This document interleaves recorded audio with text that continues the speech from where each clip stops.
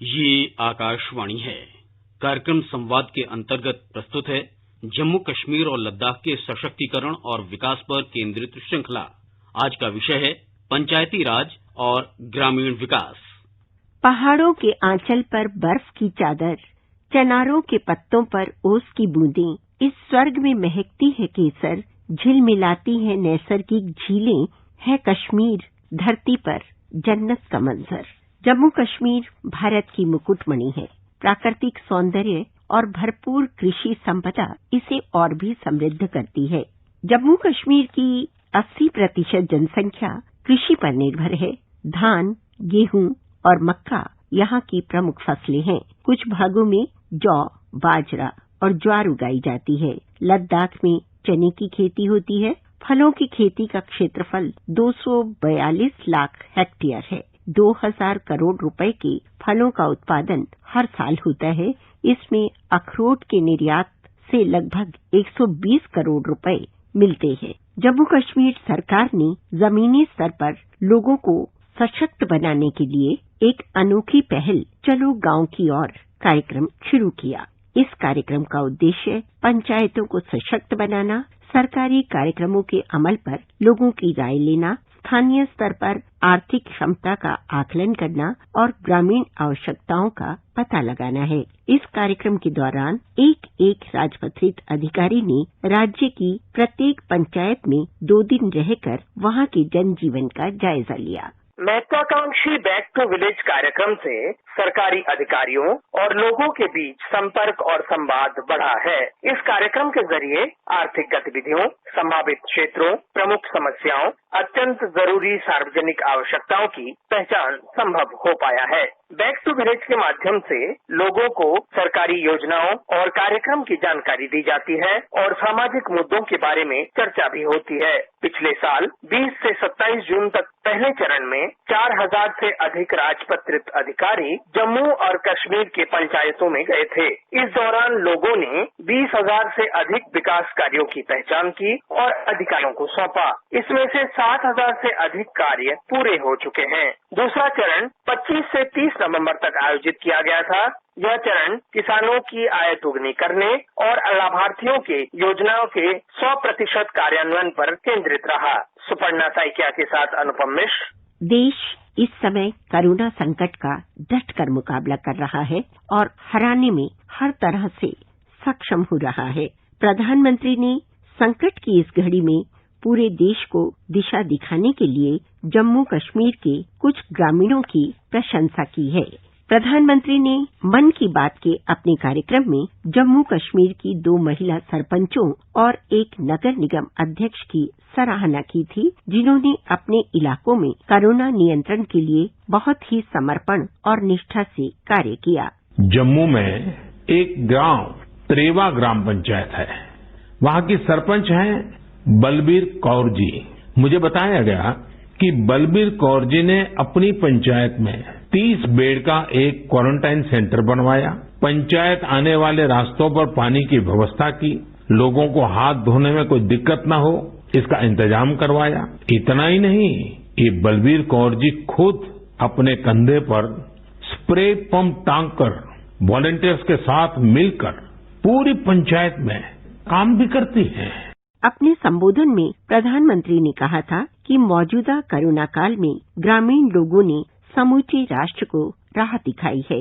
इस सिलसिले में उन्होंने केंद्र शासित प्रदेश जम्मू कश्मीर समेत देश के अन्य भागों में कोरोना के खिलाफ लड़ाई में ग्रामवासियों के निरंतर प्रयासों का उल्लेख किया था। प्रधानमंत्री ने जम्मू कश्मीर में निर्वाचित पंचायत प्रतिनिधियों की कोविड नियंत्रण में की गई सेवाओं की प्रशंसा की। एक और कश्मीरी महिला सरपंच है गांदरबल के चौटलीवार की जैतूना बेगम। जैतूना बेगम जी ने तय किया कि उनकी पंचायत कोरोना के खिलाफ जंग लड़ेगी और कमाई के लिए अवसर भी पैदा करेगी। उन्होंने पूरे इलाके में फ्री मास्क बांटे, फ्री राशन बांटा। साथ ही उन्होंने लोगों को फसलों के बीज और सेब के पौधे भी दिए ताकि लोगों को खेती में, बागवानी में दिक्कत न आए। मैं जैतूना बेगम सरपंच हलकाए वलीवार सी ब्लॉक लार डिस्ट्रिक्ट गांधरबल से ताल्लुक रखती हूँ। जो भी ये वबाई बीमारी पूरी दुनिया में फैल चुकी है, तो अल्लाह का लाख लाख शुक्र है, इस बीमारी से अल्लाह ने हमें बचा के रखा है। इसलिए बचा के रखा है कि जो भी गवर्नमेंट की तरफ से हमें हिदायत मिले, तो मैंने अपने लोगों को बताया, लोगों ने मेरा पूरा साथ दिया और लोगों ने सैनिटाइजर इस्तेमाल किया, लोगों ने सोशल डिस्टेंस रखी, मास्क लगाए, घरों की सफाई रखी कि इस बीमारी से हम अब तक बचे हैं। और गवर्नमेंट की तरफ से जो हमें 3 महीने की मुफ्त राशन मिली और हमें मास्क मिले और हमें मक्की का बीज कम दामों पे जिम्मेदारों के लिए मिला, मैंने अपने लोगों को घर घर जाके पहुंचाया। तो हमारे जो लोग हैं घरों से बाहर नहीं निकले, लोगों ने भी पूरा साथ दिया, तो अल्लाह ने लोगों को इस बीमारी से बचा के रखा। प्रधानमंत्री ने मन की बात कार्यक्रम में कोरोना नियंत्रण के उपायों में अनंतनाग के नगर निगम अध्यक्ष मोहम्मद इकबाल के अच्छे कार्यों का भी जिक्र किया। साथियों, कश्मीर से एक और प्रेरक घटना है। यहाँ अनंतनाग में म्युनिसिपल प्रेसिडेंट है श्रीमान मोहम्मद इकबाल। उन्हें अपने इलाके में सैनिटाइजेशन के लिए स्प्रेयर की जरूरत थी। उन्होंने जानकारी जुटाई तो पता चला कि मशीन दूसरे शहर से लानी पड़ेगी और कीमत भी होगी 6 लाख रुपए। तो श्रीमान इकबाल जी ने खुद ही प्रयास करके अपने आप स्प्रेयर मशीन बना ली और वो भी केवल 50,000 रुपए में। जी, ये तब मेरे पास आइडिया आया जब लॉकडाउन पूरे इंडिया में पड़ा, तो उस वक्त जहाज भी और ट्रांसपोर्ट भी बंद था। क्योंकि जो बूम स्प्रे मुझे सूरत गुजरात से लाने के लिए मैंने ऑनलाइन बुकिंग करनी थी, but due to transport non ability of the transport and traffic system, तो मैंने क्या किया, 500 लीटर का बूम स्प्रे कोई 3 लाख रुपए में आता है, कोई 1 लाख रुपए उसका किराया आता था। तो हमने सोचा कि हमारे पास क्यों ना एक मशीन हो। 2500 लीटर हमने टंकी एक बनाई, उसमें हमने टेक्निकली जोड़ा और उसने बूम स्प्रे से भी ज्यादा हमारे करीबन 18 लाख रुपए बचे उसमें, क्योंकि वो पूरे इलाके को फ्यूमिगेट करता था। हमारी तकरीबन यहाँ पर पूरे डूरू वेरीनाग जिसकी डिस्टेंस से तकरीबन 40-50 किलोमीटर है, पूरे इलाके में ये फ्यूमिगेट करता था, सैनिटाइज करता था एरिया। जम्मू कश्मीर के ग्रामीण क्षेत्रों में सरकार प्रधानमंत्री कौशल विकास योजना चला रही है। इससे युवाओं को रोजगार के अवसर मिलने का मार्ग प्रशस्त हुआ है। हिमायत कार्यक्रम में 15 से 35 वर्ष तक की आयु वर्ग के युवा हिस्सा ले रहे हैं। ये उन लोगों के लिए भी मदद करती है जो बीच में ही अपनी पढ़ाई किसी कारणवश छोड़ चुके होते हैं और आत्मनिर्भर बनना चाहते हैं। हाल ही में हिमायत कार्यक्रम के अंतर्गत रोजगार मेला लगाया गया।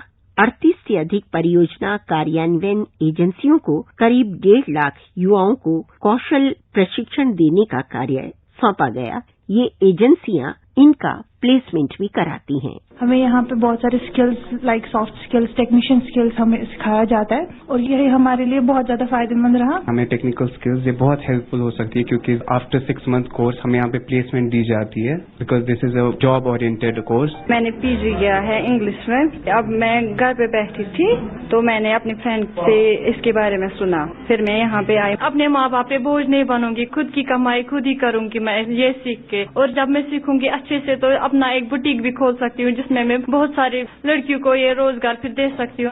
केंद्र शासित प्रदेश जम्मू कश्मीर में पंचायत चुनाव से पंचायती राज संस्थाएं सशक्त हुई हैं। निर्वाचित प्रतिनिधियों को अपने संबंधित क्षेत्रों में समुचित ग्रामीण व्यवस्था सुनिश्चित करने का अधिकार सौंपा गया है। पंचायतों की क्षमता बढ़ाने के लिए उन्हें केंद्र प्रायोजित राष्ट्रीय ग्राम स्वराज अभियान के अंतर्गत प्रशिक्षित किया गया है। जन शिकायतों के निपटान के लिए प्रत्येक पंचायत में शिकायत पेटिका रखी गई है। इसमें लिखित शिकायत डालकर लोग सरकार को अपनी परेशानियों और सुझावों से अवगत करा सकते हैं। उपराज्यपाल गिरीश चंद्र मुर्मू ने जन शिकायत तंत्र के कामकाज की समीक्षा के लिए प्रशासनिक परिषद की पहली बैठक की अध्यक्षता करते हुए इस संबंध में निर्देश जारी किए हैं। केंद्र शासित प्रदेश जम्मू कश्मीर में लोगों से प्राप्त शिकायतों का समयबद्ध तरीके से निवारण किया जाता है और उपराज्यपाल की शिकायत निवारण प्रकोष्ठ द्वारा इसकी कड़ाई से निगरानी की जाती है। जम्मू कश्मीर के आवाज़ अवाम पोर्टल में सलाहकारों द्वारा सार्वजनिक आउटरीच बैठकों को प्राप्त शिकायतों के पंजीकरण और निगरानी के लिए एक तंत्र भी शामिल किया गया है। शिकायतों को डाक सहित विभिन्न माध्यमों से प्राप्त किया जाता है और शिकायतकर्ता द्वारा व्यक्तिगत रूप से LG के शिकायत सेल में भी लाया जा सकता है। यहाँ ये उल्लेख करना महत्वपूर्ण है कि आवाज़ अवाम के साथ केंद्रीकृत लोक शिकायत निवारण और निगरानी CP-ग्राम्स के एकीकरण के बाद देश भर से CP-ग्राम्स पर प्राप्त शिकायतों को स्वचालित रूप से आवाज़ अवाम तक पहुंचाया जाता है। इस तरह जनता से प्राप्त शिकायतों का समाधान शिकायतकर्ता की संतुष्टि के अनुसार किया जाता है। आकाशवाणी समाचार के लिए श्रीनगर से मैं सुनील कौल।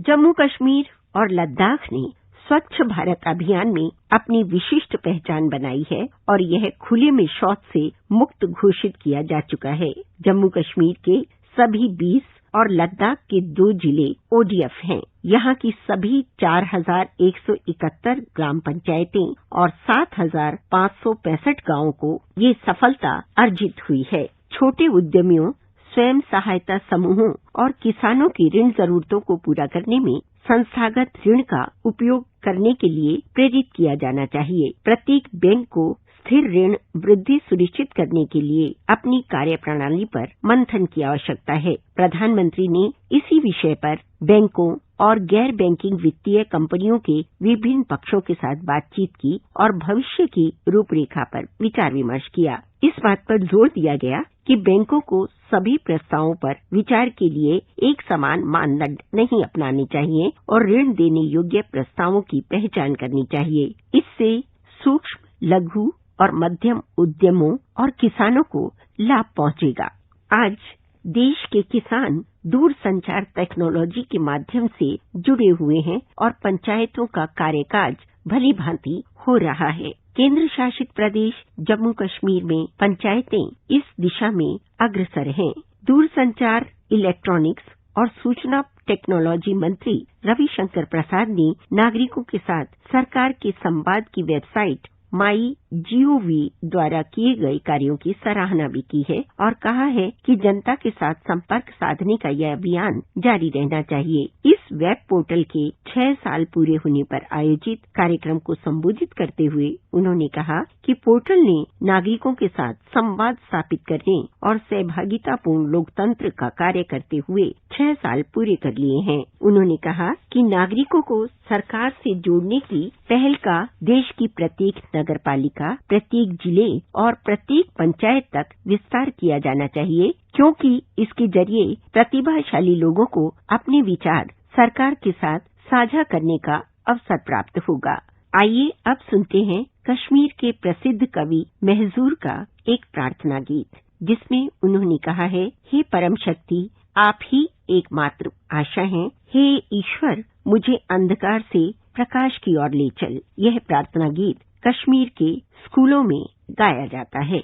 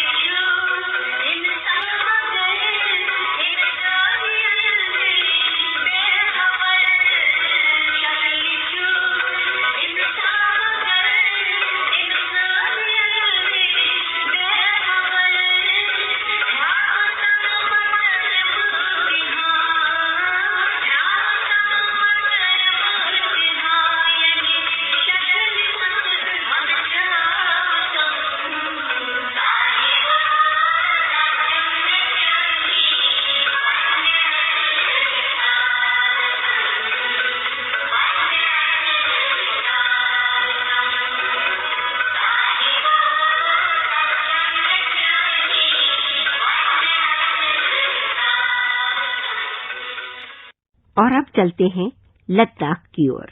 कृषि और ग्रामीण क्षेत्र में देश को किसी भी संकट से बाहर निकालने की क्षमता है। भारत और किसान समुदाय आत्मनिर्भर भारत के प्रधानमंत्री के सपने को साकार करने में अपनी अग्रणी भूमिका निभा रहे हैं। जैविक और प्राकृतिक खेती मनुष्य और पशुओं के स्वास्थ्य के लिए आवश्यक है और मिट्टी की सेहत और पर्यावरण को स्वच्छ बनाने के लिए भी जरूरी है। युवाओं को आजीविका के माध्यम के रूप में कृषि को अपनाने के लिए प्रोत्साहन देने की जरूरत है। लद्दाख जैविक खेती की दिशा में अग्रसर है। पहले तो यहाँ पे लद्दाख में कहीं ये नहीं उगता था, 2 साल से हमें पैदावार हो रहा है, पहले से डबल हो रहा है। बीच हम लोग को एग्रीकल्चर डिपार्टमेंट दे रहा है, 50% सब्सिडी में दे रहा है। हर चीज का मिलता है, तरबूज, गाजर, बंद गोभी, फूल गोभी, ब्रोकली, चटनी। ट्रेनिंग हमें दी है एग्रीकल्चर डिपार्टमेंट ने और हर गांव में एक मॉडल फार्मर यहाँ पे एग्रीकल्चर की तरफ से डिजिग्नेट किया गया है। तो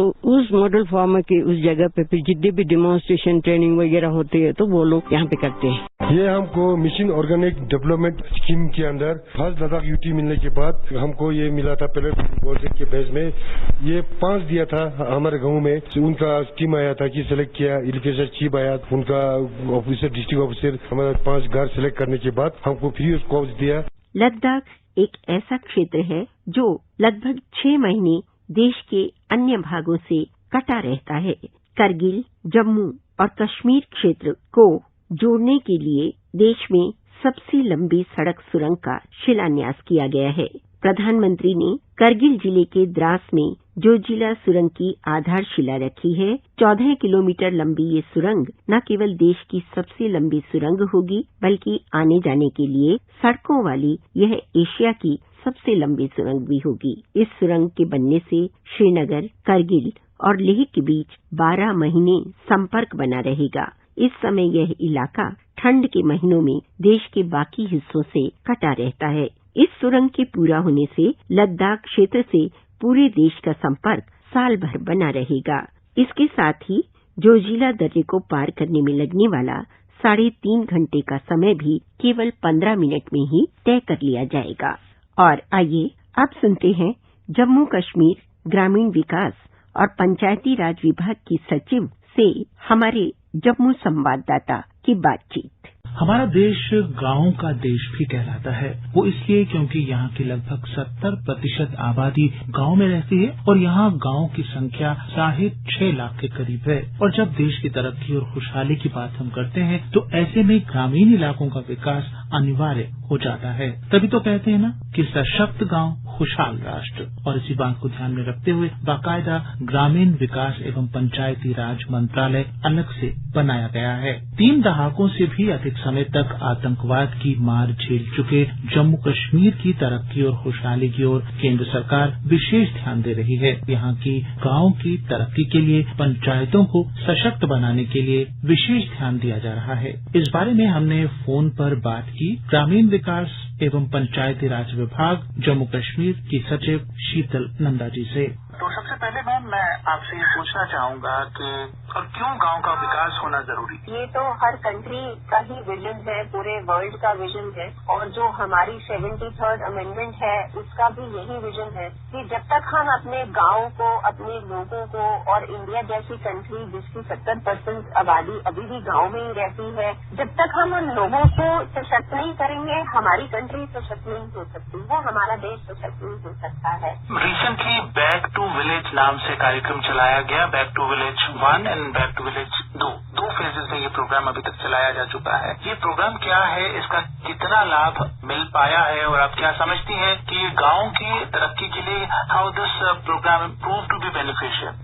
ये जो पहली बार हुआ बैक टू विलेज ये हमारा 20 जून 2019 से लेकर 27 जून 2019 में हुआ था और इसमें एक तरह से पूरा जो हमारा ऑफिशियल सिस्टम है इसमें लग गया था। तो हमारे पास 448 पंचायत थी, हर पंचायत में पूरे 448 पंचायत में एक ऑफिसर गेजेटेड ऑफिसर गया था और और उन्होंने वहाँ 2 दिन और 1 रात उनको बिताना वहाँ कंपलसरी था। उन्होंने वहाँ पे जाके जो मेन जो थीम्स थी उस टाइम हमारी वो ये थी कि जो गवर्नमेंट प्रोग्राम्स की डिलीवरी है उस पर उनसे फीडबैक ले लोगों से, देखे वहाँ का क्या इकोनॉमिक पोटेंशियल है, देखे वहाँ से क्या जरूरियात है जो हम शायद अभी तक पूरी नहीं कर पाए हैं और हमें करनी है। फिर जो पंचायती राज इंस्टीट्यूशन तब बन चुकी थी, दिसंबर में हमारे इलेक्शन हुए थे, तो उनको बताना कि उनका रोल क्या है, कैसे वो गवर्नमेंट स्कीम्स को बेटर इम्प्लीमेंट कर सकते हैं। और फिर जितने सोशल इश्यूज हैं जैसे एजुकेशन, औरतों का, बच्चों का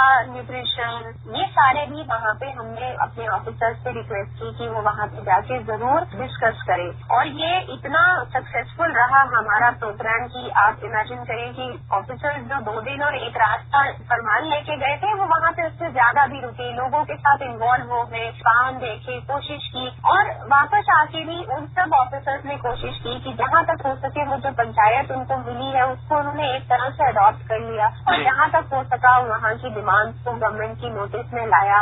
लोगों ने आइडेंटिफाई किए करने के लिए ड्यूरिंग दिस प्रोग्राम। हमारे आदरणीय प्रधानमंत्री हैं इस समय, उन्होंने भी अपने मन की बात पे इसको मेंशन किया और इसको festival of development, public participation and public awareness का नाम दिया। तो ये उस तरह से बहुत एक सक्सेसफुल रहा और एक लिंक बन गया लोगों के बीच में और अफसरों के बीच में। और इसी तरह फिर जब हमारा B2V2 जिसको हम कहते हैं इसका second phase back to village programme का वो हुआ, सेम रिपीट किया गया कि पूरी अब हमारे पास 4290 पंचायतें बची हैं लद्दाख को हटा के, तो उन सब पंचायतों में फिर से वही अवसर दोबारा भेजा गया कि जाके देखिए कि आपने जो कहा था, जो आपने फीडबैक लोगों से लिया था, उसके बाद कुछ चेंज आया है कि नहीं आया है। और डिप्टी कमिश्नर से कहा गया कि एक रिपोर्ट कार्ड तैयार करें कि जो B2V1 में हमारे पास इश्यूज आए थे या डिमांड आई थी या कुछ नीड लोगों ने अपनी बताई थी, क्या हम किसी लेवल तक उनको फुलफिल कर पाए हैं कि नहीं कर पाए हैं। तो यानी हम ग्राउंड लेवल पर तरक्की चाहते हैं और परिवर्तन देखना चाहते हैं तो हमें ग्राउंड रियलिटीज जो है वो खुद देखनी पड़ेंगी, क्योंकि अलग अलग इलाके की जरूरतें, उनकी मांगे, उनकी जो आवश्यकताएं हैं वो अलग अलग होती हैं और जब तक उन्हें जमीनी सतह पर जाकर ना देखा जाए, ना समझा जाए, उसे हम ठीक नहीं कर सकते, उनको पूरा नहीं हम कर सकते। ऐसे में हमारे जो पंच सरपंच हैं इनकी बड़ी ही महत्वपूर्ण भूमिका होती है, लेकिन इनको जो ऑनरेरियम दिया जाता था पहले वो बहुत कम था, तो उनकी हौसला अफजाई के लिए इसमें जो बढ़ोतरी की गई है उसके बारे में आप कुछ कहना चाहेंगी? आप देखेंगे कि पहले इनको 1500 रुपए ही पुराने एक्ट में होते थे, तो उसको बढ़ा के अब सरपंचेस का ऑनरेरियम 3000 कर दिया गया है। और जो BDC चेयरपर्सन है, जो ब्लॉक डेवलपमेंट काउंसिल चेयरपर्सन है, उनका ऑनरेरियम 15,000 कर दिया। जो BDC चेयरपर्सन का ऑनरेरियम है ये तो one of the highest in the country है, आई मस्ट से। और पंचायतों का भी जो ऑनरेरियम है वो भी on par with other states है, जो दूसरे स्टेट से उनको दिया जाता है। जो ज्यादा इम्पोर्टेंट है वो ये है कि इनको डिसीजन मेकिंग पावर और डिसीजन मेकिंग एबिलिटी इनको देनी है और इनको फंड भी ट्रांसफर करने हैं कि ये अपने काम खुद कर सके, इनको ऑफिसर के पास दफ्तर से दफ्तर ना जाना पड़े और ये खुद अपने डिसीजन लें कि क्या करना चाहते हैं। डेलीगेशन ऑफ अथॉरिटी जिसे हम कहते हैं कि उन्हें वो अधिकार दिए जाएं कि वो निर्णय भी ले सकें और अगर कुछ हद तक जो खर्च करना है वो भी खुद कर सकें। देखिए, गांव में जो भी छोटे लेवल पर या बड़े लेवल पर काम होते हैं उसमें पंचायतों की भूमिका रहती है। अभी कोविड-19 के चलते मिड डे मील जो हमारी स्कीम है, स्कूल जाने वाले बच्चों को पौष्टिक आहार देने की स्कीम है, तो वो घर घर पहुंचाने, क्योंकि कोविड-19 के चलते इट वॉज नॉट पॉसिबल कि बच्चे स्कूल आए, लेकिन आहार तो उन बच्चों को देना बनता है। तो ये जो पंचायतों को ऑथराइज किया गया मिड डे मील की डिलीवरी जो डोर स्टेप्स पे जाकर के बच्चों को दी जाए, तो इसको कितना आप प्रभावशाली और असरदार मानती हैं? जो मिड डे मील पंचायतों के थ्रू देने का प्रावधान है ये पिछले साल हमने अक्टूबर में ही कर दिया था एक्ट। तो ये अभी तो क्योंकि कोविड के चलते बच्चे स्कूल नहीं आ रहे थे तो उनको घर घर पहुंचाना था, तो हमारी पंचायतों ने प्रशासन के साथ मिलकर ये काम किया है। और लेकिन वो ऑर्डर है कि मिड डे मील सरपंचेस के थ्रू, पंचायतों के थ्रू बच्चों को दी जाएगी। वो पहले अक्टूबर में ही हो चुका है, तब से इनके ज्वाइंट अकाउंट भी खुल चुके थे। जो हेड ऑफ इंस्टीट्यूशन है स्कूल, उनकी पंचायत में जो स्कूल है उसका जो हेड ऑफ इंस्टीट्यूशन है जिसमें मिड डे मील सर्व की जानी है उसका और सरपंच का ज्वाइंट अकाउंट खोल दिया गया था और पैसा उस अकाउंट में जाता था और सरपंच के थ्रू, पंचायत के थ्रू ही ये सारा मिड डे मील का स्कीम ऑलरेडी चल रहा था। अब क्योंकि कोविड आया तो ये स्कूलों में देने की बजाय ये लोगों के घरों में डिस्ट्रीब्यूशन हो रही थी और ये स्कीम के तहत अभी तक पंचायतों ने अप्रोक्सीमेटली 300 करोड़ का खर्चा कर भी लिया है, जो हमारे सरपंचेस और हेड ऑफ द इंस्टीट्यूशन के थ्रू हुआ है। तो पहले खाली स्कूल एजुकेशन डिपार्टमेंट अकेला देखता था, तो अब ये कोऑर्डिनेशन में पंचायत वाले और ये देखते हैं, तो उसके तहत ऑलरेडी प्लस 300 करोड़ से ऊपर का खर्चा ये लोग कर चुके हैं। हाल ही में 36 केंद्रीय मंत्री जम्मू कश्मीर आए और उन्होंने अलग अलग जिलों का दौरा किया, पंचायतों का दौरा किया, तो उससे पंचायतों का किस तरह से हौसला अफजाई हुई और किस तरह उनका भरोसा बढ़ा और काम करने में किस तरह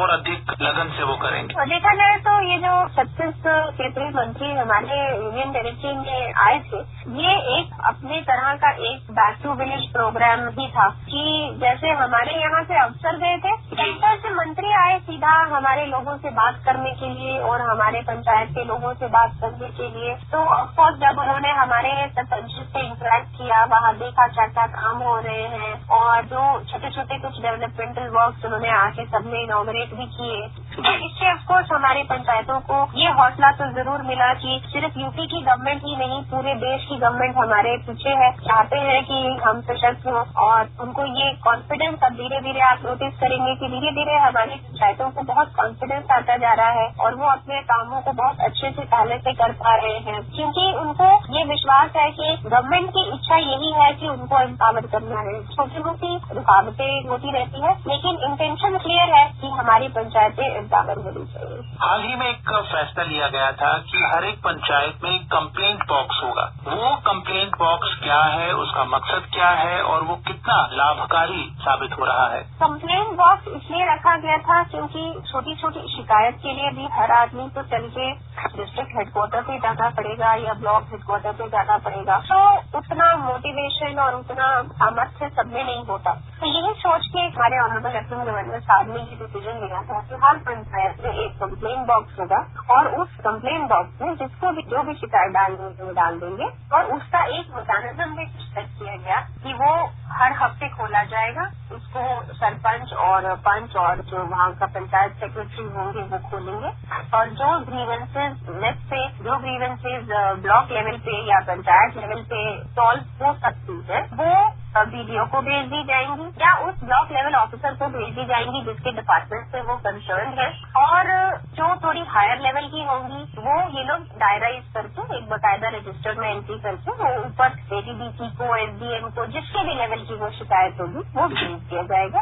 और डिप्टी कमिश्नर और एडिशनल डिप्टी कमिश्नर ये लोग हर 15 दिन, एक महीने पे एक जायजा ले लेंगे कि कितनी आई थी शिकायतें और उनका क्या निवारण हुआ है कि नहीं हुआ है और एफर्ट कितने और डालने की जरूरत है उस तरह से। हालांकि ये जरूर हुआ कि कोविड के चलते इतनी शिकायतें भी नहीं आ पाई, बट जो भी आ रही हैं वो जरूर आगे फॉरवर्ड की। मैडम शीतल नंदा, अपने हमारे सुनने वालों के लिए समय निकाला, आपका बहुत बहुत शुक्रिया। जम्मू से आर के रैना के साथ मैं जगमोहन शर्मा। अभी आप जम्मू कश्मीर ग्रामीण विकास एवं पंचायती राज विभाग की सचिव से हमारे संवाददाता की बातचीत सुन रहे थे। जम्मू कश्मीर व लद्दाख का क्षेत्र ग्रामीण विकास और पंचायतों के सुदृढ़ीकरण की दिशा में निरंतर आगे बढ़ रहा है। विकास की बयार बहने लगी है। निश्चित ही शांति के माहौल में किसान खेती का नया अध्याय लिख पाएंगे। सही मार्गदर्शन और सहायता के बल पर जब किसान सशक्त होगा तभी देश उन्नति के पथ पर अग्रसर हो सकेगा। हमें मिलकर ये लक्ष्य हासिल करना है ताकि जो धरा का सीना चीर कर नए अंकुर उगाता है, उगाकर अन्न मेहनत से हमें भोजन खिलाता है, उस किसान का जीवन स्तर उन्नत हो सके और हम सुदृढ़ बने। कार्यक्रम संवाद के अंतर्गत आप सुन रहे थे जम्मू कश्मीर और लद्दाख के सशक्तिकरण और विकास पर केंद्रित श्रृंखला। आज का विषय था पंचायती राज और ग्रामीण विकास। ये कार्यक्रम आकाशवाणी के समाचार सेवा प्रभाग द्वारा प्रस्तुत किया गया। इसे आप हमारे mobile app news on AIR पर भी सुन सकते हैं। इस कार्यक्रम के संबंध में अपनी प्रतिक्रिया आप हमें ईमेल कर सकते हैं। पता है airnsdtalks@gmail.com। ये कार्यक्रम फिर से सुनने के लिए लॉग ऑन करें हमारी वेबसाइट newsonair.com।